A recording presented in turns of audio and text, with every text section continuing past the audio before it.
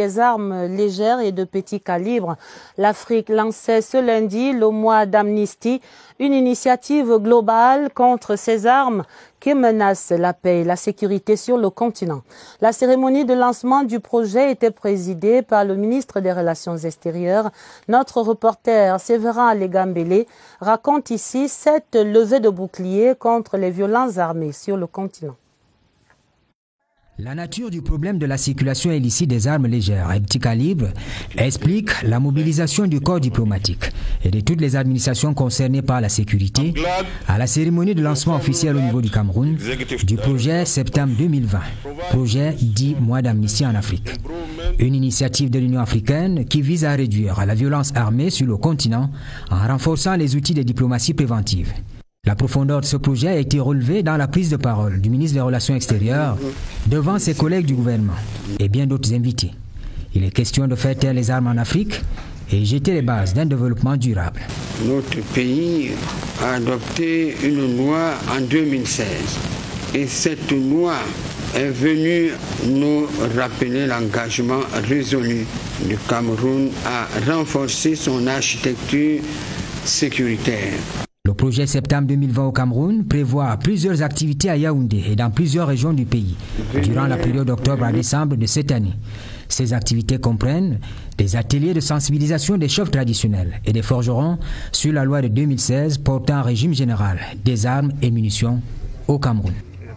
Le Cameroun qui se réjouit d'abriter cette initiative, une opération qui devrait aboutir au renforcement des législations et des contrôles contre ces armes légères et de petit calibre, des instruments de guerre qui sèment la mort depuis plus de 4 ans maintenant dans les régions du nord-ouest et du sud-ouest Cameroun. Augustin Guizana. Le Cameroun subit les ravages de la circulation des armes légères. Depuis 2016, des Tchapfoum, de l'appellation des armes légères de fabrication artisanale, tournent dans les régions du nord-ouest et du sud-ouest. Des groupes armés séparatistes les utilisent pour tuer ou pour opérer des prises d'otages. À l'extrême nord, les combattants Boko Haram les utilisent dans les actes de terrorisme. Conséquence, le flux massif des populations.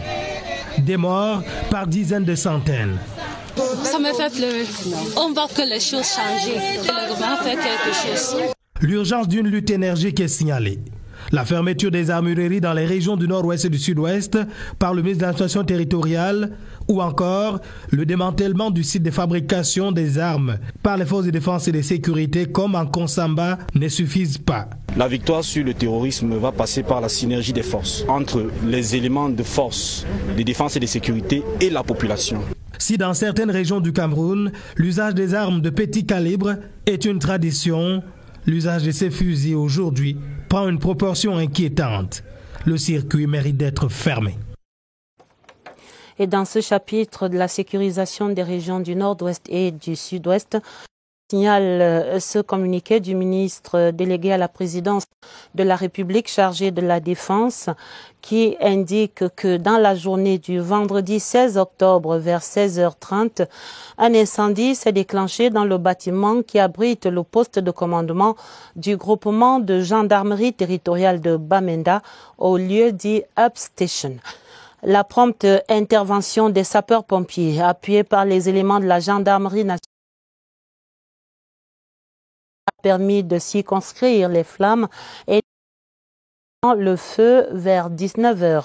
Les premiers éléments de l'enquête ouverte font état d'un incendie d'origine accidentelle dû au brusque retour de l'énergie électrique dans la ville de Bamenda, brusque retour ayant entraîné un choc au niveau du compteur alimentant le bâtiment.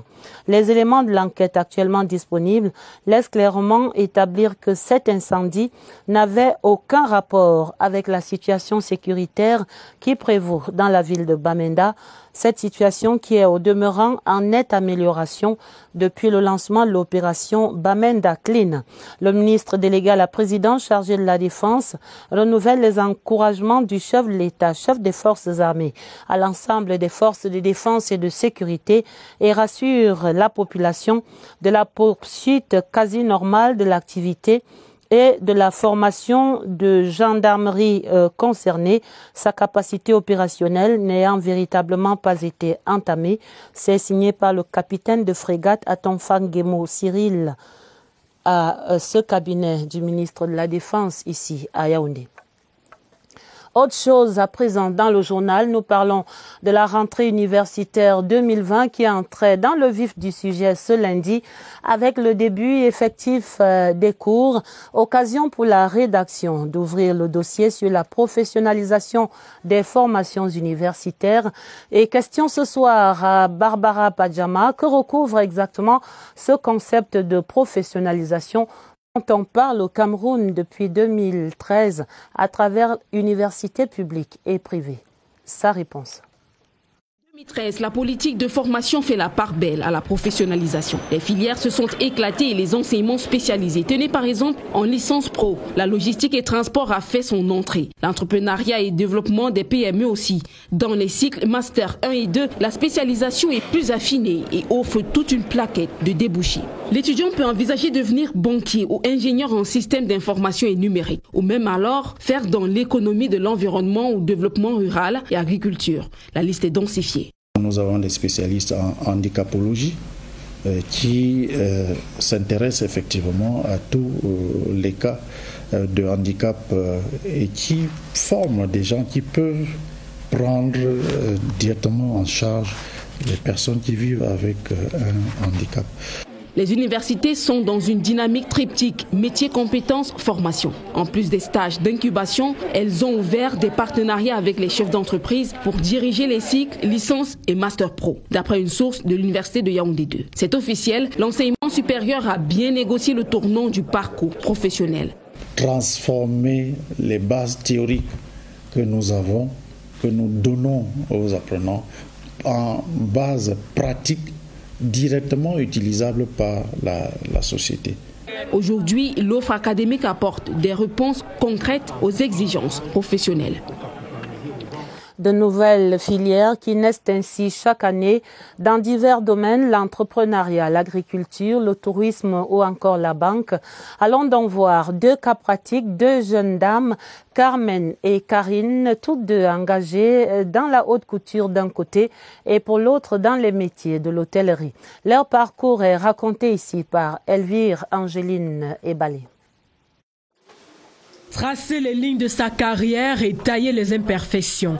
Carmen a su rassembler tous les atouts de la haute couture pour sortir des ateliers professionnels, sa marque et son style. À seulement 27 ans, cette originaire des hauts plateaux de l'Ouest s'est fait une place dans le taux emploi. Après son passage à l'université, suivi d'une formation professionnelle. J'ai préféré aller suivre une formation chez un styliste. Je voulais me mettre directement à la pratique. L'avantage d'être à son propre compte, c'est que tu es autonome.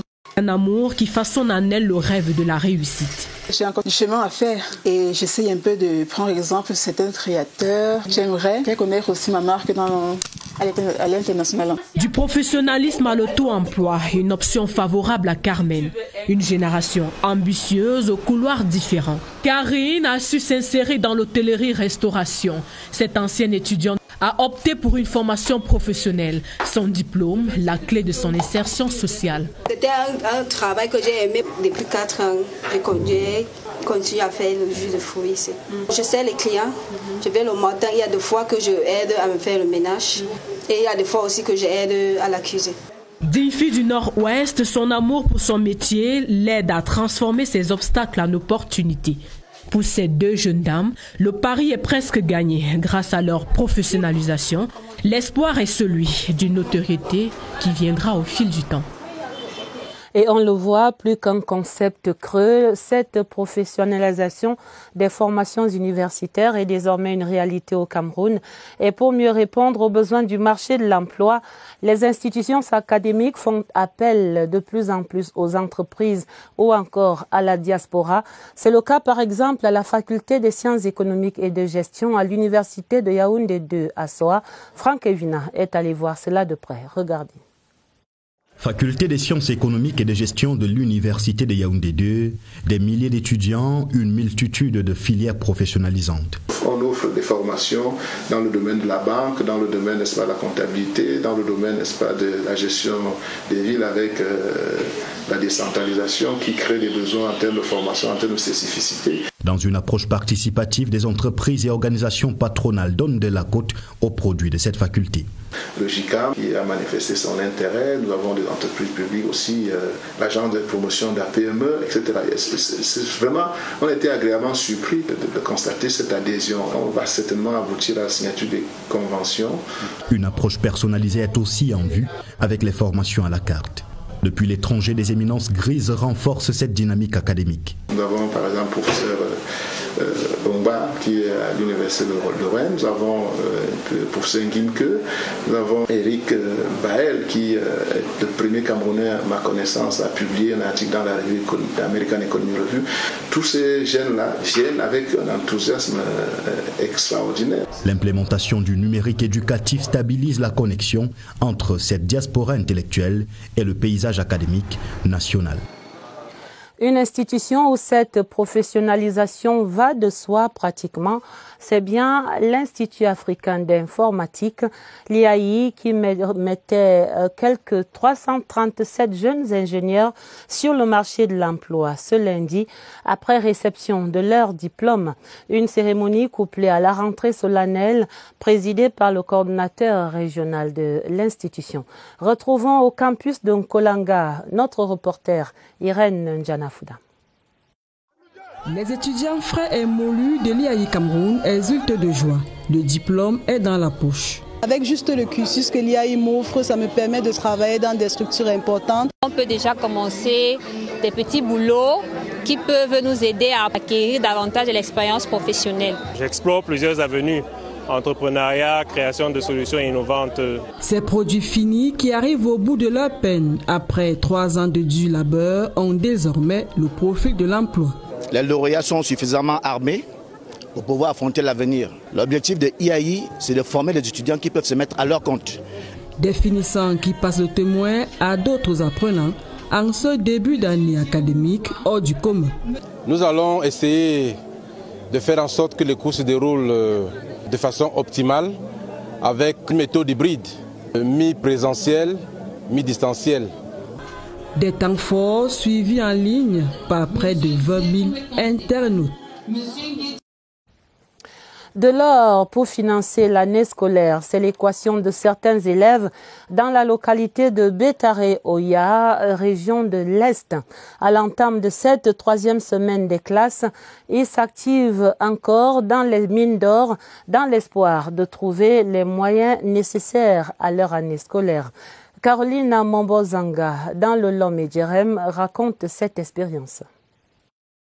Comme ses enfants, bien d'autres dans l'arrondissement de Bétaré-Oya s'activent encore dans les chantiers miniers 2 semaines après la date officielle de rentrée scolaire au Cameroun. Les enfants ne veulent pas l'école comme ça se doit. Il faut aller dans les maisons, il faut aller dans les chantiers, il faudrait même aller voir les autorités pour les faire fuir dans ces chantiers.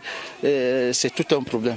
Malgré toutes les stratégies multipliées par la commune pour ramener la jeunesse à l'école, les campus scolaires demeurent moins fréquentés. Nous avons distribué des prix aux meilleurs élèves de toute la commune. On n'a pas de moyens coercitifs pour contraindre ses parents à ramener les enfants à l'école. À des fois même, ils te disent, si jamais ils ne partent pas faire leur orpaillage, c'est toi qui vas les nourrir. Une synergie d'action de toutes les sectorielles s'impose pour orienter la jeunesse de Bétaré-Oya vers l'école, seul gage d'un avenir radieux.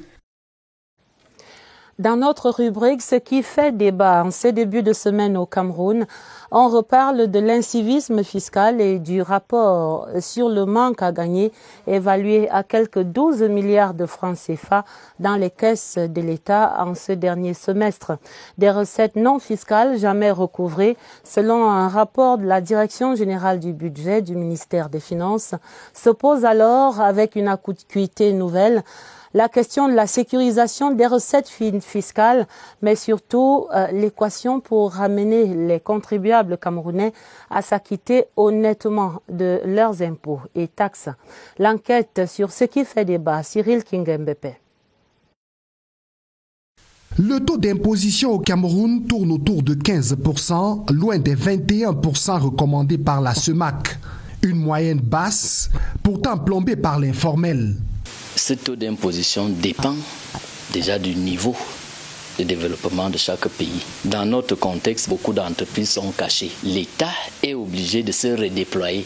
Pour éviter une pression psychologique, il faut élargir l'assiette au lieu de plafonner. Les taux dépendent de la politique sous-régionale. Par conséquent, le levier sur lequel chaque État a la possibilité d'actionner, c'est l'assiette fiscale. Autre obstacle, le contribuable qui regarde l'impôt comme facultatif. Je le fais à la date limite parce que soit l'assureur me le rappelle, soit quand les enfants regardent le dossier, là spontanément je le fais. Il y en a qui systématiquement pensent qu'ils doivent contourner les règles, ils doivent contourner la loi. Et les difficultés de la vie, ils sont également pour beaucoup. Il faut pourtant s'y plier pour que fonctionnent les services administratifs. Pour nous, c'est un devoir de s'acquitter des droits des impôts.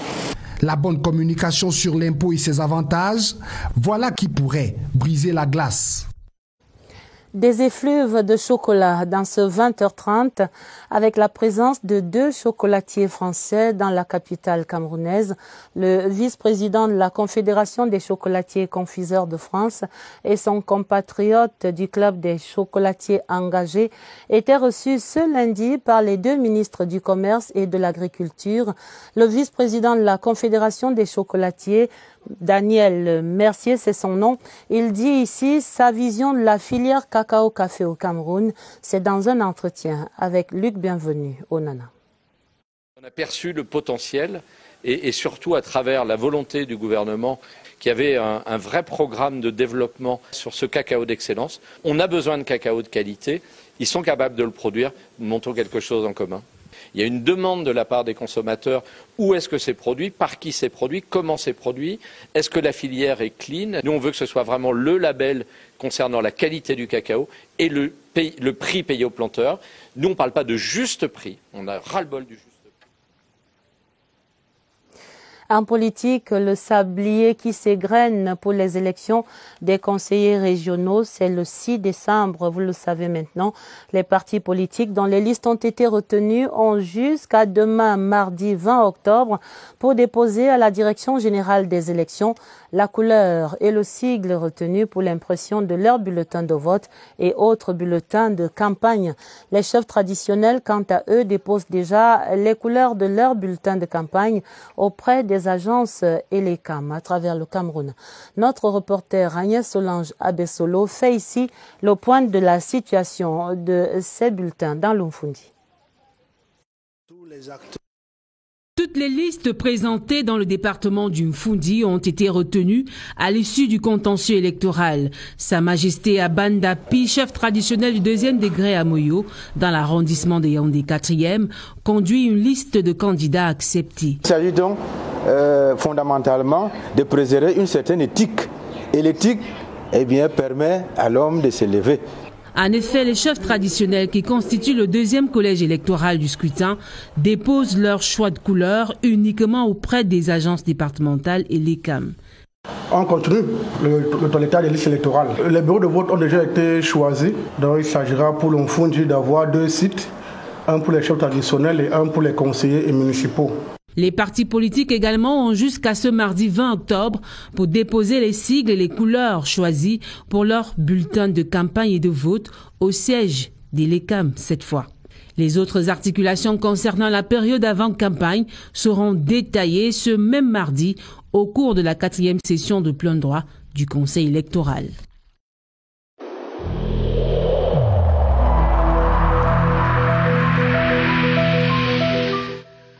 le port du masque dans l'espace public restera obligatoire jusqu'à nouvel ordre.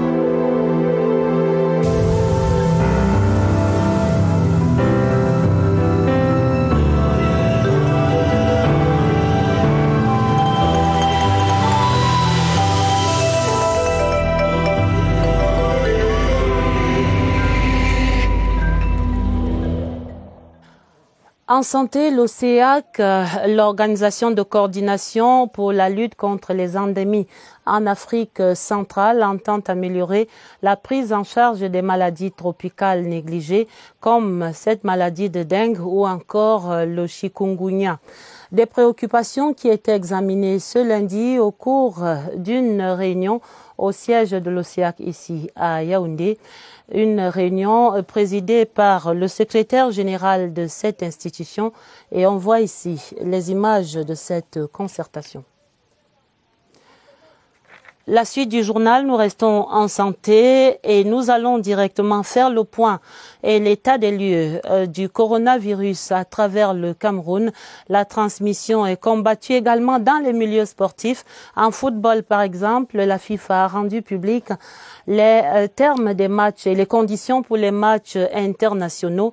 Nous allons voir comment cela va fonctionner. Nous retrouvons immédiatement au centre des opérations d'urgence de santé publique notre correspondant là-bas, comme tous les soirs, Évariste Eyenga.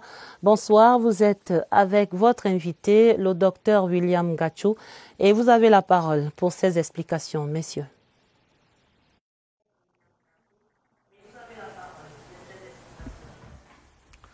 Bonsoir Adèle, les Lions Indomptables ont déjà bonne idée du fonctionnement des protocoles sanitaires mis en place par la FIFA, la Fédération internationale de football, l'association pour avoir participé le 9 octobre dernier à une rencontre amicale qui les opposait au Japon. Eh bien, l'invité de ce soir n'est autre que le médecin des Lions Indomptables, le professeur William Gachou. Il est aussi chirurgien cardiovasculaire et médecin de sport. Professeur, bonsoir. Bonsoir, monsieur Yenga. En tenant compte des protocoles FIFA mis en place pour encadrer les rencontres internationales, dites-nous, qu'est-ce qui change? Donc, vous devez savoir qu'au niveau des Lions, nous avons deux protocoles en place. Le protocole mis en place par le staff médical et validé par la commission médicale de l'Africa Foot, qui commence 48 heures avant l'arrivée de la délégation par une obligation de réaliser un test PCR.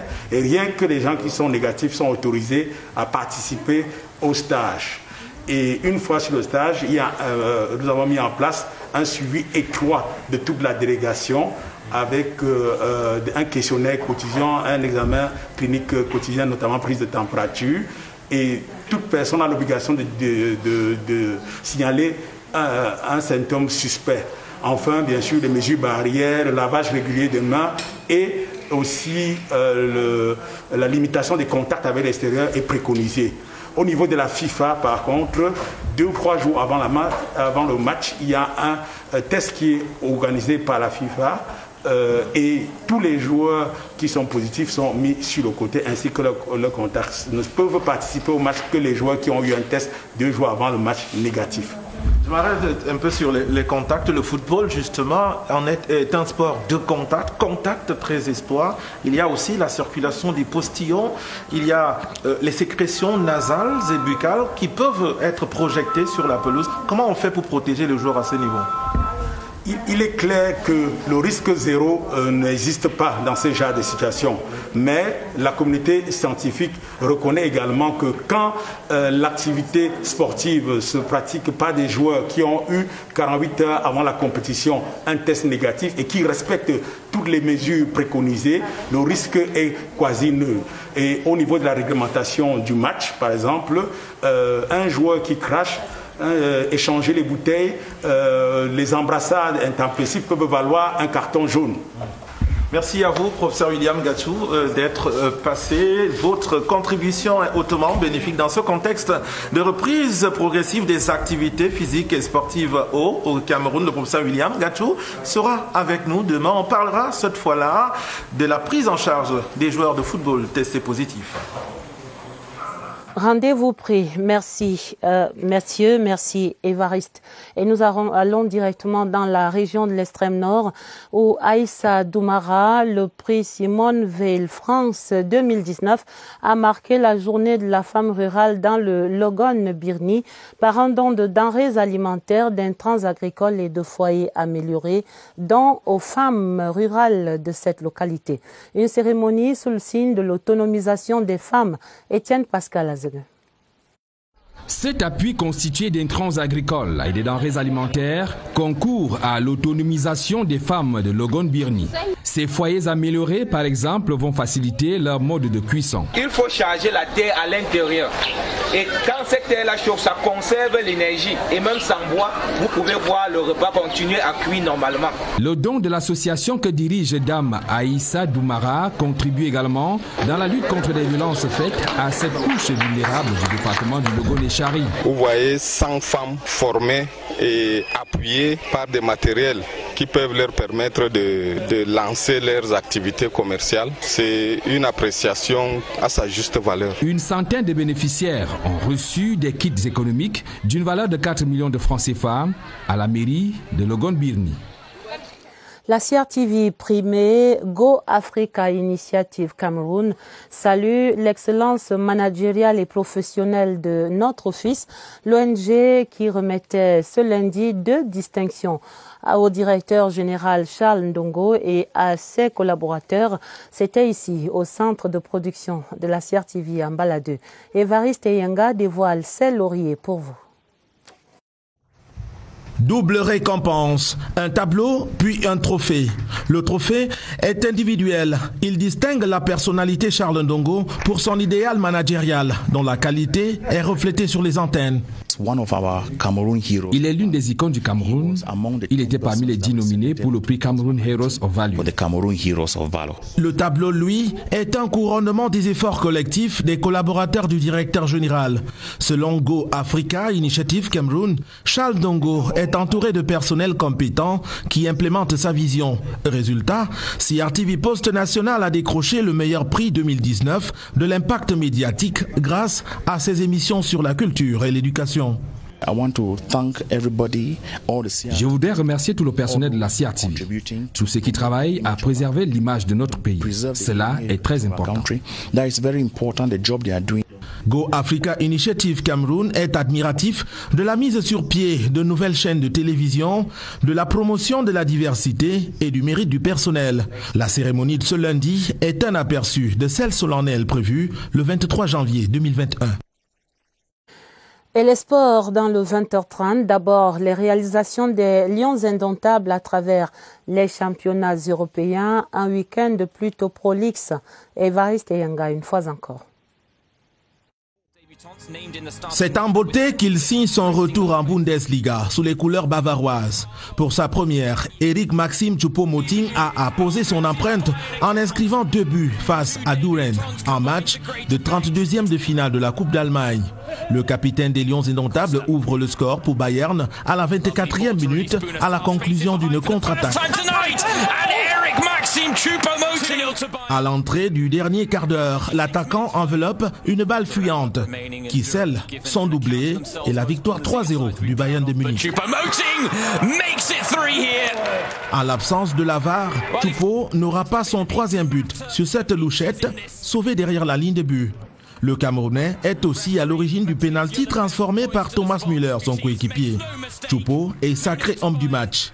Il a aussi été auteur d'un doublé le week-end. Karl Toko Ekambi. La victoire de Lyon dimanche en déplacement à Strasbourg porte la double signature du Camerounais qui touche les filets à la 25e minute avant de récidiver à la 42e sur une passe décisive de Memphis Pepe. Sport encore avec la suite de la tournée du ministre des Sports et de l'Éducation physique. Ce lundi, Narcisse Mouele-Kombi était à l'escale de Yaoundé après le sud-ouest et le littoral la semaine dernière. À Yaoundé, il a notamment déploré la détérioration avancée du stade militaire dégradé par le dispositif anti-Covid-19 qui est maintenant démantelé. Voici les appréciations du ministre des Sports à ce sujet dans une interview avec Germain Noël Essengé. Ces dégradations sont significatives, mais elles ne sont pas irréversibles. Cela veut dire que l'on peut réparer. Et nous sommes là, justement, pour chercher, à travers une évaluation sommaire, exhaustive et profonde, qui sera faite par les experts et que nous avons déjà commandée. Nous sommes là pour rechercher les solutions idoines les plus appropriées et les plus urgentes pour procéder à la réhabilitation de cette aire de jeu qui avait déjà été validée par la CAF. Là qui met un terme à ce 20h30, un journal préparé avec la collaboration de Augustin Bichoka et de Augusta Ngononga. D'autres informations pour vous, ce sera le minuit avec Gilbert Ongene et Georges Marcel Messila. Retrouvez immédiatement après ce journal Ashunienti dans Inside de Presidency. Très belle soirée sur la CRTV et à demain 20h30.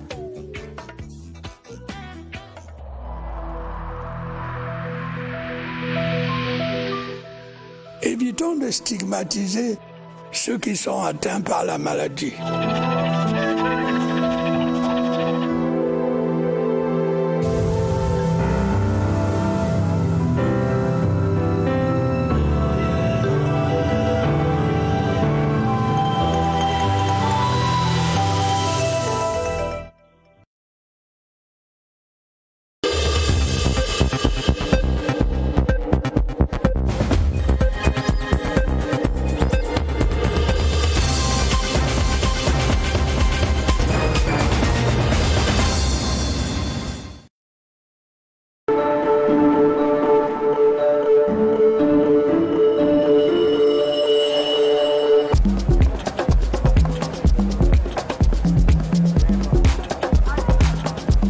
Il gagne avec un XBet.